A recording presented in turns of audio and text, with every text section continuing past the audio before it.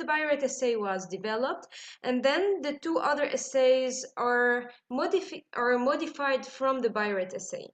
The Biuret assay is not like highly sensitive, so it can measure the protein concentrations between 5 and 160 milligram per milliliter. Where the Lorry assay and the BCA assay can measure like lower concentrations. The Lorry assay can detect 0.01 until 1 milligram per milliliter, and the BCA assay can detect 0.5 microgram per milliliter until 1.5 milligram per milliliter. So we can say that Biuret assay is perfect for high concentrations, like 100 milligram per milliliters, because the other two assays cannot detect higher concentration, and the other two assays are perfect for lower concentrations. The best is to understand first the Biuret assay, because then it will be much easier to understand the two others. So let's start talking about Biuret assay. What is Biuret assay? Biuret assay is protein dosing assay. So we can measure, or we can measure the concentration of a protein in an unknown sample. Actually, the Biuret assay doesn't detect the protein itself, but it detects the peptide bonds. And of course, the protein is a chain of amino acids which are bound with peptide bonds. Biuret assay depends mainly on the cupric ion. So cupric ion is the main player in the Biuret assay. You should know that the name Biuret has nothing to do with the Biuret assay. Why? Because Biuret is a molecule. So Biuret is the molecule which is derived from the combination of two urea molecules. So if this is urea, and when two urea molecules bind together, we have the Biuret. Why this assay is called Biuret? Because first the scientists discovered the ability of cupric to chelate with amide when they mixed cupric with Biuret. So cupric has a great ability to chelate with amide. And then they said, well, why don't we apply this on proteins? Because peptide bonds is nothing but an amide. So this is the peptide bond, it's an amide. So, and they tried to chelate cupric ion with peptide bonds. Because of this, I told you that Biuret assay detects mainly peptide bonds. So let's speak more in details about the mechanism. First, the Biuret reagent, it's a blue solution. It has this color, and the color comes mainly from the cupric sulfate. So the Biuret reagent is composed from three molecules. First is the cupric sulfate, from which we get the cupric ion. Because when this is dissolved in water, it's ionized, so we get cupric ions from it. The second is the sodium hydroxide, because we need an alkaline medium, because the reaction between the cupric ion and the peptide bonds cannot take place but in alkaline medium. And the third is protein tartarate, which is a molecule that can chelate cupric ion, so it's used to stabilize it. This is the Biuret reagent. Now, when the mechanism of Biuret assay is the following. So when we mix an amide, when we mix a peptide bond with cupric ions in the presence of NaOH, so or KOH, doesn't matter. So in an alkaline medium, what happens is this. So the cupric ion chelates with 4 peptide bonds, exactly what you're seeing here, and then the cupric ion is reduced to cuprous. You should keep this in mind, because the cuprous you're seeing here, is very important in the other two essays, in Laurie essay and in the BCA essay. Keep this in mind because we're going to speak about it later. In the Bayreuth essay, this is the most important, which is the cupric peptide complex. Why? Because the cupric peptide complex has a color.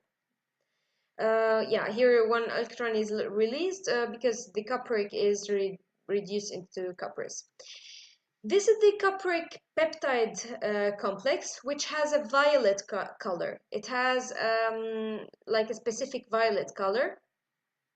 So here is the negative assay when we don't have proteins. The blue color is the color of the Bayreuth reagent, and the violet color is the color of the cupric peptide complex. So when we have proteins, we get violet color. The violet color can vary between light violet and dark violet. The more protein or the higher concentration of protein we have in the solution, the darker is the violet color. This violet color absorbs light at 540 nanometers, so this is what we use to detect the concentration of the proteins. So here is the principle of Bayreuth assay. The more our solution absorbs light at 540 means that the more violet color is in the solution, which means that more cupric peptide complex is formed, and when more cupric peptide complex is formed, it means that we have more proteins because we have more peptide bonds in the solution. How can we precisely measure the concentration of the protein in the solution? We should prepare like several dilutions. To prepare the dilution, it's the same what we saw in Bradford assay. It's the same procedure we use in Bradford assay. So we use BSA, the bovine serum albumin. It's a protein. We use a known concentration. So we can prepare it or we can buy it, but we should use a known concentration. Let's say 10 milligram per milliliters, and then we dilute the BSA with water. So here, for example, we have 1 milliliter of water, 0 of BSA. Here we increase the BSA gradually and decrease the water. The concentration will be like 0, 1, 2, 3, 4 milligram per milliliters. And then we add 2 milliliters of Bayreuth assay in each tube. We mix them with the Bayreuth reagent. What happens is that when we don't have any protein in the solution, the color we are getting is blue. And then when we have proteins in the solution, the color will be darker when the concentration of the proteins is higher. And then we use these dilutions we measure the absorbance of this dilution on 540 nanometers. And we draw a curve, a standard curve, or we can call it calibration curve.